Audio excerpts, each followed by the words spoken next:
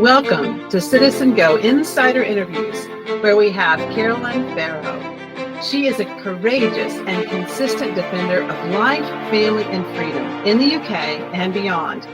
A journalist, broadcaster, and campaigner, Caroline has become a leading voice confronting the cultural and ideological capture of mainstream institutions, including the once trusted Disney brand. For nearly a decade, she has worked on the front lines of CitizenGO's campaigns, particularly those calling out Disney's embrace of radical gender ideology and sexualized content targeting children. With a background in theology and journalism, Caroline has written for the Catholic Herald, the Daily Telegraph, and Conservative Woman, among others. She's also a frequent commentator on British radio and television, including appearances on GB News and Talk TV, where she speaks boldly on issues of parental rights, free speech, and the sanctity of childhood. Her commentary is often rooted in her vocation as a Catholic wife and the mother of 5. This lived experience gives her a distinctive moral authority when speaking on cultural issues, particularly when they threaten the innocence of children or undermine the foundations of the family. Caroline has been targeted, even criminally investigated for her views, including by the UK police for defending biological sex and criticizing gender ideology online. Yet, she has never backed down. Her commitment to truth, coupled with her articulate and fearless advocacy, has made her a trusted voice for tens of thousands of families concerned with the direction of the Western culture. To me personally, Caroline is a fearless hero of the faith, and after years of admiration, I'm honored to introduce her to you. Welcome, Caroline. Lovely introduction. I'll try and be worthy of it. Well, Caroline, you've been sounding the alarm about Disney, specifically the cultural direction, for nearly a decade. What first triggered your concern, and why did you feel it was essential to act? So it was the Disneyland Paris were introducing Pride Night, which was basically a gay pride parade that was going to be held in the heart of the Disneyland parks. And this was going to be spread, we knew that once it happened in Paris, it would spread to the other Disney venues. And the organizers of Pride try and promote it, tout it as though it's some very harmless parade, and it's just a few rainbow flags, and it's about love and tolerance and acceptance. But actually, we know what happens at pride parades. And interestingly, in the UK particularly, there's been a massive backlash. So pride parades are very far from innocence. It's very sexualized displays. It's promoting gender ideology, the idea that you can be born in the wrong body, that anybody who feels like a woman is one, and vice versa. You feel as though you are the sex you were born into, and that's just crazy.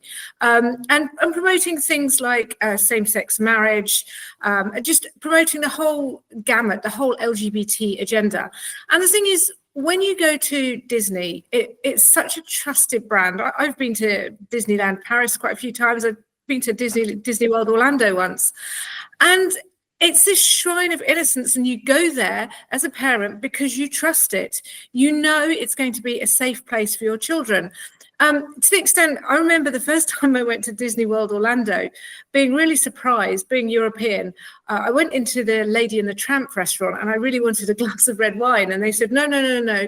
We don't serve red wine. We don't serve alcohol in the Magic Kingdom because this is Walt's original vision, and he didn't believe that drinking alcohol, was a family value. Fair enough. So I was really shocked to see that, Walt Disney World or Disney, which was such a family brand, that it was promoting basically ideological values and promoting sexuality to children. Because when you go to a Disney park with your child, you just expect them to be safe. You don't expect them to be bombarded with any kind of ideology, whether it's sort of left-wing ideology, right-wing ideology. You just want to go and have a good time and relax and forget all of that. And yet your children are being given subtle messages by the Disney brand, by Mickey Mouse, by all the characters that they love, to start thinking about sexual content and sexuality and gender ideology and messages that you as a parent most likely will not endorse. Or, you can say, I'm sure some people would say, well, some parents would agree, but probably the majority of parents, in fact, we know the majority of parents don't want this. We just want to take our kids for a day out. We don't want our kids bombarded with sexualized images and sexualized messages, getting them to think about, sexual attraction to others. Yeah, and CitizenGO actually recently described Disney as having become a Trojan horse, using that family trust that you're talking about to smuggle in radical gender ideology and the sexualization. Can you explain how this shift has manifested over the years? And you've already talked about why you feel it's dangerous, but there are some families who embrace it completely. So why do you feel like that it needs to stay out of Disney with the arguments that you have?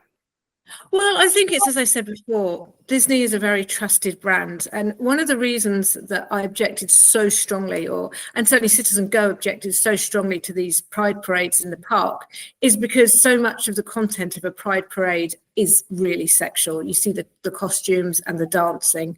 And I think it has been a Trojan horse because they're using buzzwords like tolerance and acceptance, but they're using their films and their products to subtly push this ideology at children. So, for example, there was a Disney cartoon on the Disney Channel about Princess Turdina, who was really a boy, but who believed he was a girl. So they were promoting a transgender character in a major cartoon. We've seen in the Lightyear movies, we've seen a lesbian kiss. I remember in Toy Story 4, very subtly, they had one of the children picked up by two mums. Now, this is again pushing a political message at children. Normally, although in a Disney film, you've got a child, you've got the normal nuclear family, you've got a child and you've got a mum and a dad. But actually what they're trying to do is push these other models at children and get children. Normally in a Disney film, yes, we get a kiss and it's at the end of the film and it's, the prince kissing the princess to wake up.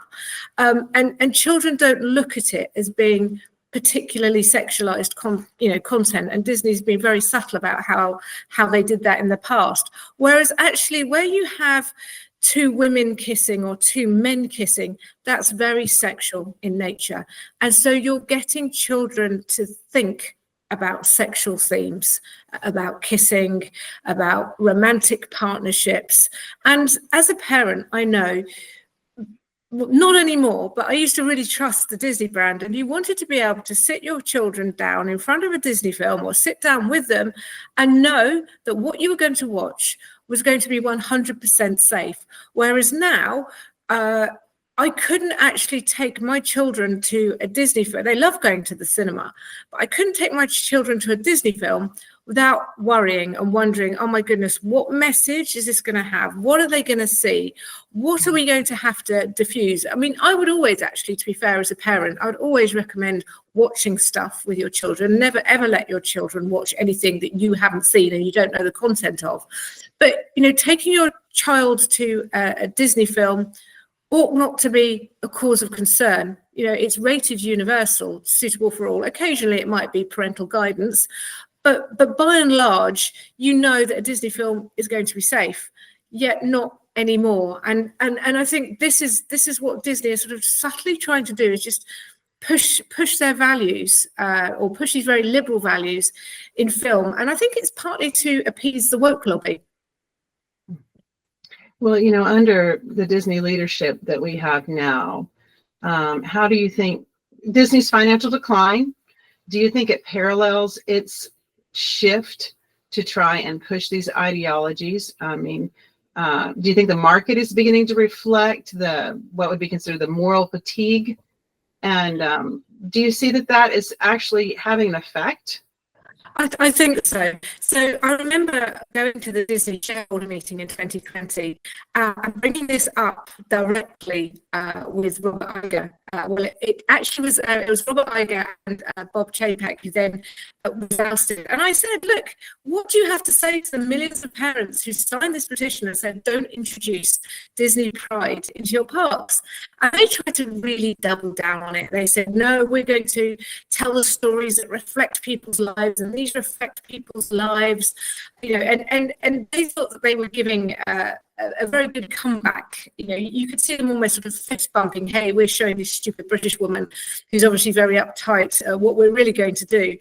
But at that point, I pointed out that their shares, their stock was falling. And they tried to just pass it all off on COVID. Well, it's, you know, COVID, parks are closed. And it was, but this was in March 2020, before the COVID pandemic had really hit, you know, so they couldn't use COVID as an excuse for revenue being down, because this was over the past, you know, year, and certainly the past few months. I think we're seeing a bit of a change back. So we've seen that in a recent film or a recent TV series, that the main character was going to be transgender, and now she's Christian. And people are beginning to really push back on Disney, and you can see it on social media, a little bit like what happened with Bud Light. You know, they introduced Dylan Mulvaney, who's this very flamboyant transgender male, and was trying to pass himself off as a woman in very stupid ways. And the public reacted very strongly. And the same thing is happening to Disney. People are saying, we don't want this. We don't want, whether it's LGBT ideology or critical race theory, whatever it might be, we just don't want this political stuff in our films. You know, Disney's part, you'll know better than me, Disney's part and parcel of the American psyche. And it's this sort of drift to wokeness has completely undermined trust. And so people are really pushing back on it. And now, whereas Disney were hoping to score virtue signaling points to say, hey, look what we've got, all these inclusive characters, they're finding that they're having a backlash. You can see the stocks dropped, and this is why they are beginning to try and subtly reintroduce Christian characters and Christian themes. And that's, of course, as you know, the cultural temperature in America has, you know, drifted in the other direction, partly as a result of Trump's victory. I mean, make no mistake, I think Disney are opportunists. We know that the film industry is very progressive, very sexually progressive, very liberal. But Disney, at the end of the day, are there to make a profit. So they've seen, as the cultural temperature changes, they've begun to change too. But make no mistake, as soon as another Democrat president is elected and the cultural temperature shifts, we know that they will shift back in the other direction. Yes, and you know, you've talked a lot about the financial side of Disney.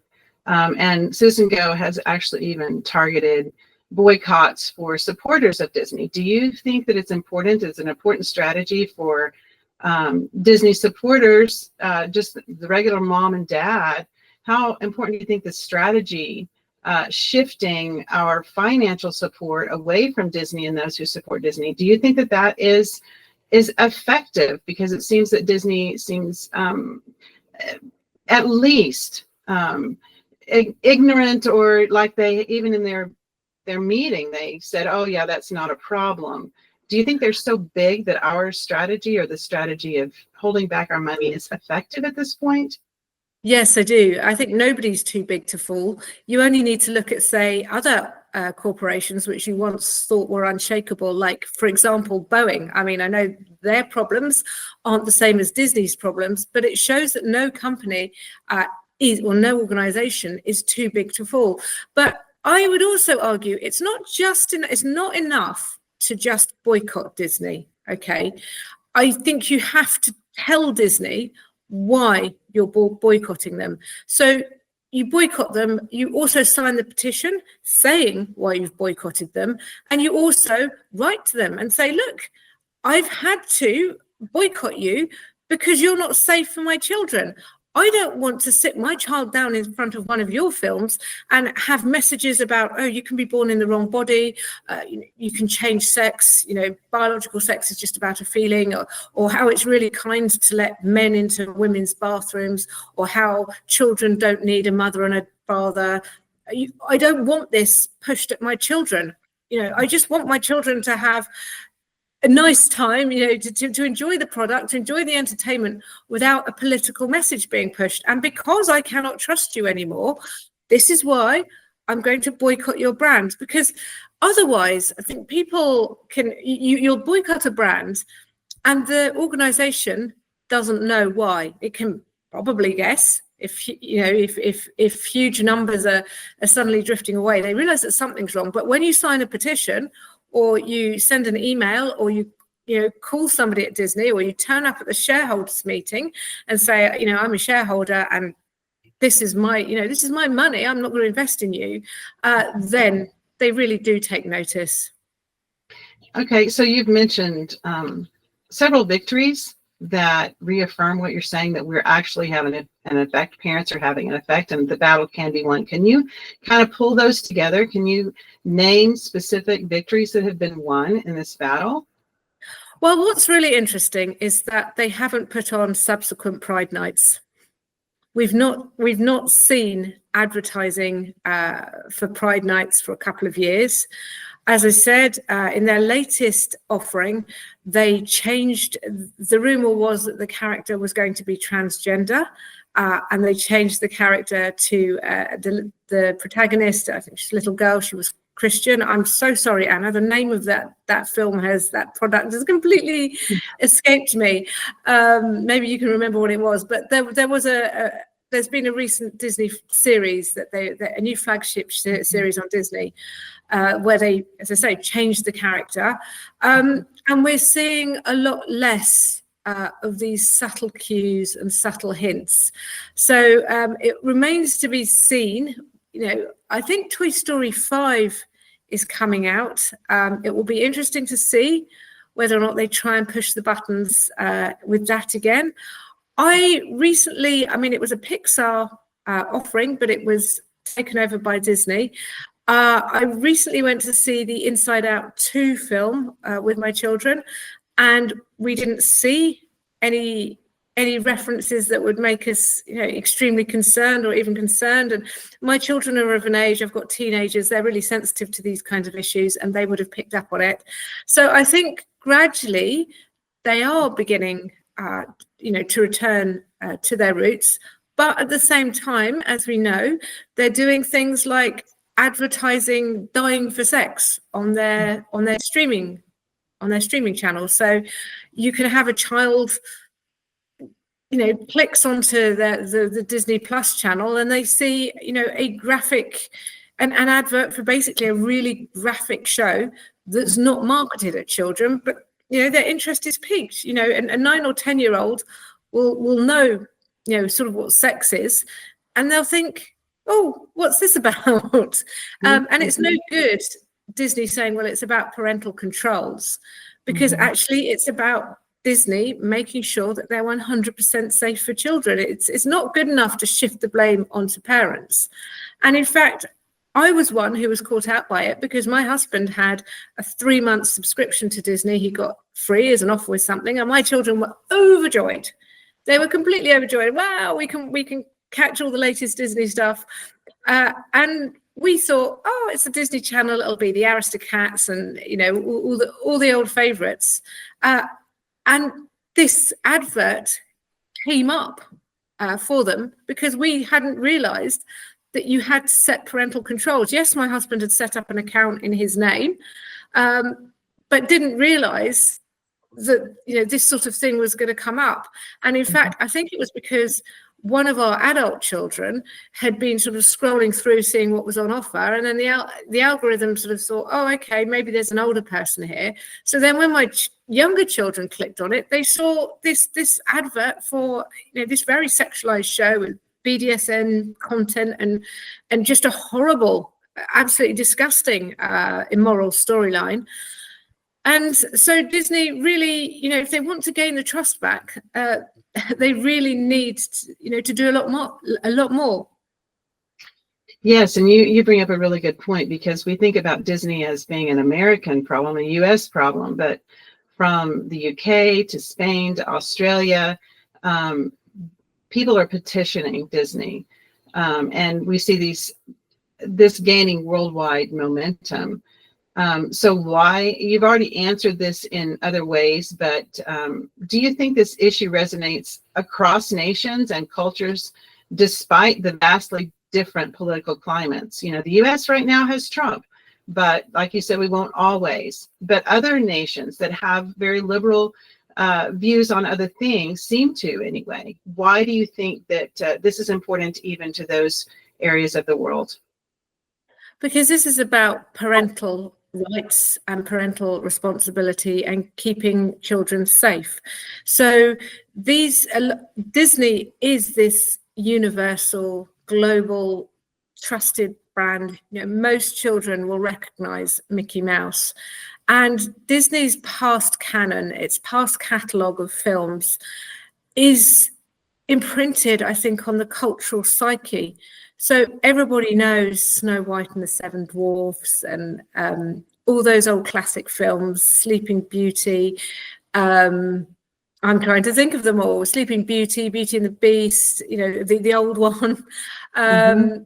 Everybody, The Little Mermaid, all these, right from, I don't know, the 1940s. Then they had a bit of a dry period, didn't they? And then they had the 70s. And then once again, they had a renaissance in the 90s. And so everybody knows these wonderful films, these truly, entertaining, truly family entertaining. You can sit down and just all enjoy it together. And that is what parents have in their mind as being Disney. So they will sit their child in front of, and admittedly, I've done it. I've been very busy at times, and I've said, mummy's just doing something, just watch Cinderella or just watch Dumbo, films, two absolute classics. And so in your head, you've got, okay, Disney, safe. This is what I'm going to encounter when I encounter Disney. And then parents are finding, even if they're a bit more liberal, or slightly, if they're a more liberal mindset, they're still finding that their children are having messages pushed at them, particularly about gender ideology, or recently they've moved into critical race theory, and they're thinking, I don't want this for my child, actually. So I think this is why it's resonating, because parents are not knowing, parents are tuning into Disney, expecting to find wholesome content and finding anything but. And it doesn't matter how liberal you are, okay? You still don't want to have to explain to your 7 or 8-year-old what dying for sex is all about. You still actually, and even I have a great mantra that you have to talk to your children about sex before someone else does. If you don't do it, someone else will. And parents are always the best place to do that, because if you want to share your values with your children, you as a parent have a right to do that. And of course, there will be parents that don't share our values, but they still have a right to share their values with their children. What Disney is doing is usurping that right, because as a parent, when it's right to start talking about a particular subject with your child and how to address it at a level, how to pitch it at a level they'll understand.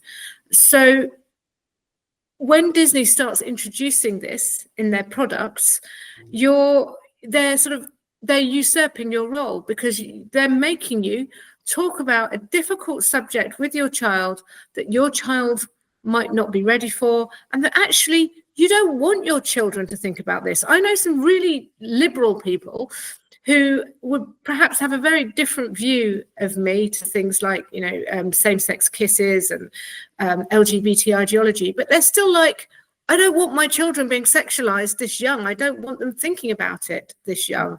So, a very similar example was in the UK at London Zoo. They put up a big display and they said, some penguins are gay, get over it. And parents were appalled, even liberal parents, because it was penguins aren't gay, but they were using an example of two boy penguins looking after an egg. But when you're taking your child to a trip to a zoo, you don't want to have your 6-year-old say, "What's gay, mummy?" And you have to like broach that topic, particularly in public, in front of other people. And then you're worried, are they going to say something? Is someone going to report you? And this is exactly what Disney is doing. Disney is introducing these topics to your child at a time that may or may not be appropriate to them. So that's why everybody is concerned about this. That's a really good point. I hadn't actually thought about that from that perspective. That's excellent. Now you have this battle isn't just a Disney battle, but as a Catholic mother, a Christian mother, and pro-family advocate, how has your faith sustained your work in what has often been an uphill battle against not the entire mechanism and what is one of the world's largest media empires? I mean, how does that piece of you sustain your battle there? Well, it's very interesting, actually. I may digress, but I remember a few years ago speaking to a pastor, a priest, a Catholic priest, and he said to me, "Caroline, have you had anyone praying for you?" And I said, "No." And he looked at me like I was completely insane. And he said, "What, you mean you have been wandering into Disney?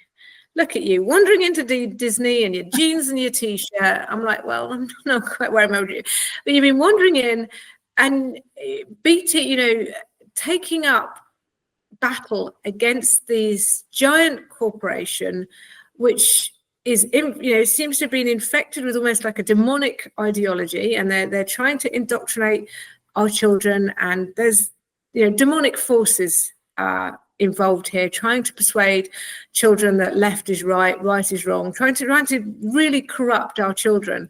And you've just been wandering in there and taking on these battles and not having anyone praying for you." So after that, I took heed, and I started getting a prayer chain of people saying, if I was going to do something in particular, whether it's going to the Disney shareholder meeting or just doing a media appearance, I would ask someone to pray for me, because you do come under spiritual attack. You start doubting yourself. You start worrying. But actually, I'm just reminded, I think, of timeless truths of the Bible, and realizing that God's got my back here, and it doesn't matter how many people are against me. Actually, I know God's got my back here. I know that this is the right thing to do. Jesus had very strong words for people who would corrupt our children and take them away from the faith.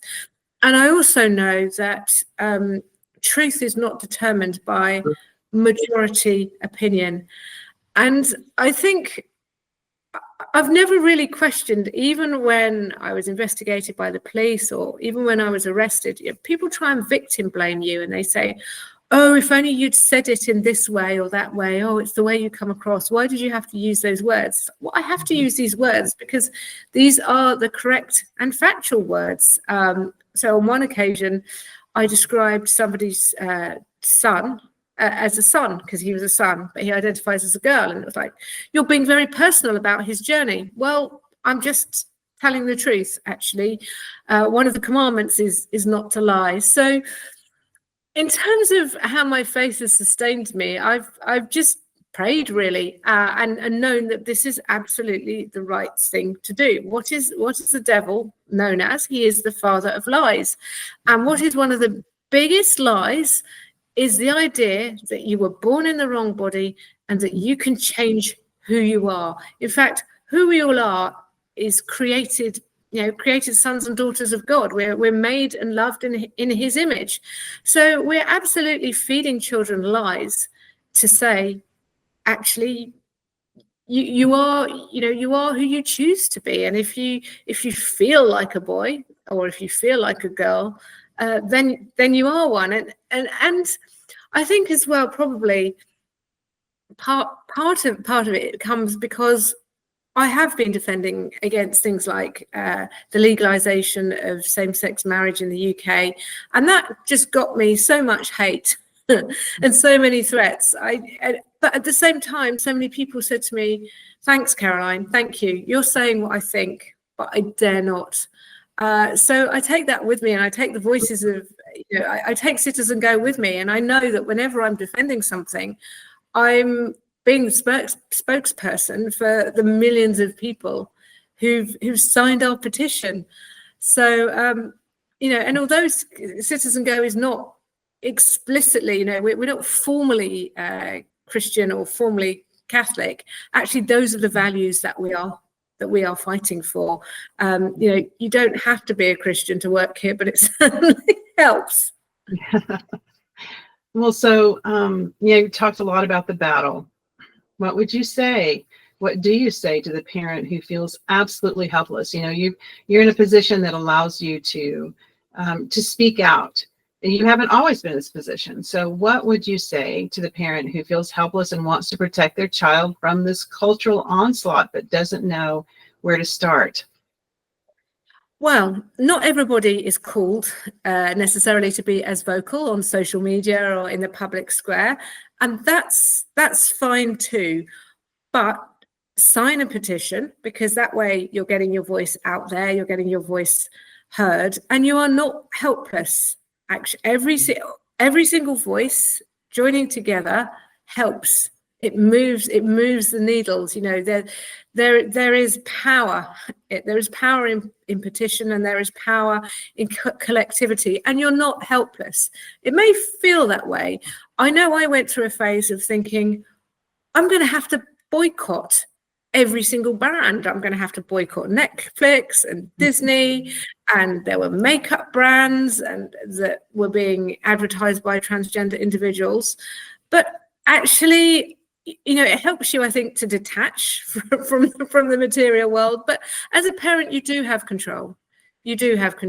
But what it means is that I would say never let your child watch anything from Disney unless you have, or anything at all really, but unless you have thoroughly investigated it first.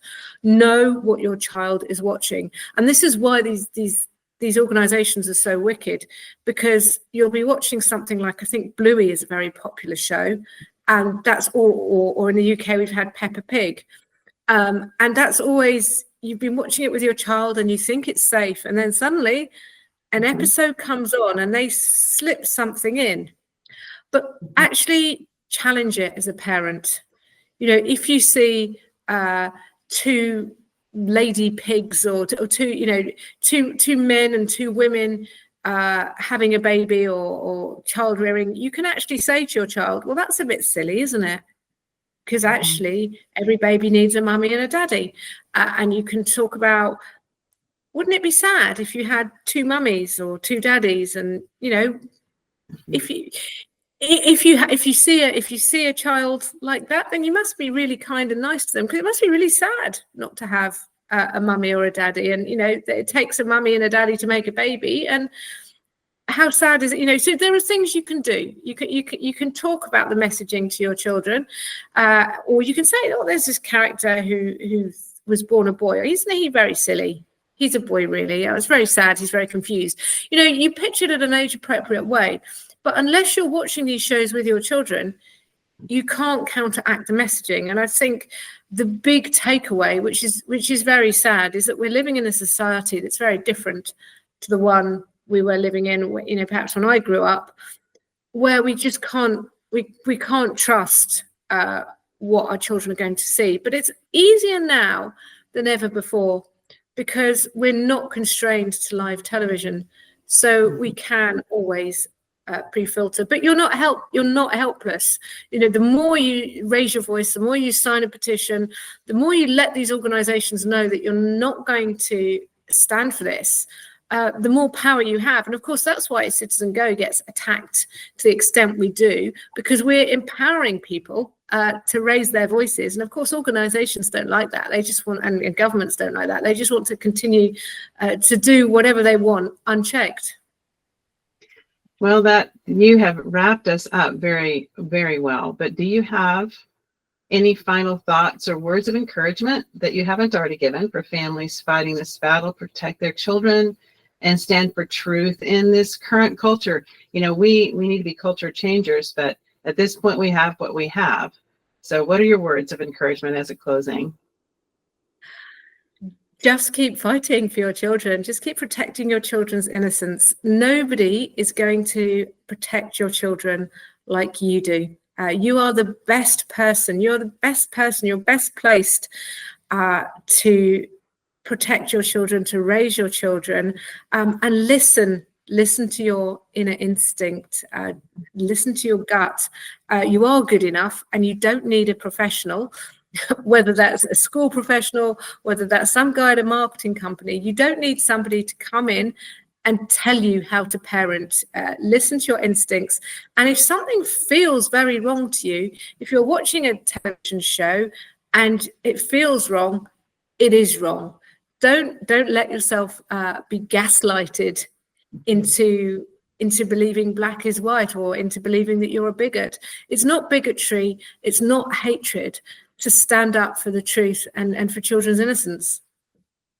Well, thank you, Caroline Farrow. You have stood at the forefront of the cultural fight to preserve childhood innocence and defend family. Your unwavering commitment continues to inspire me and families really across the globe to stand firm in truth, no matter the cost.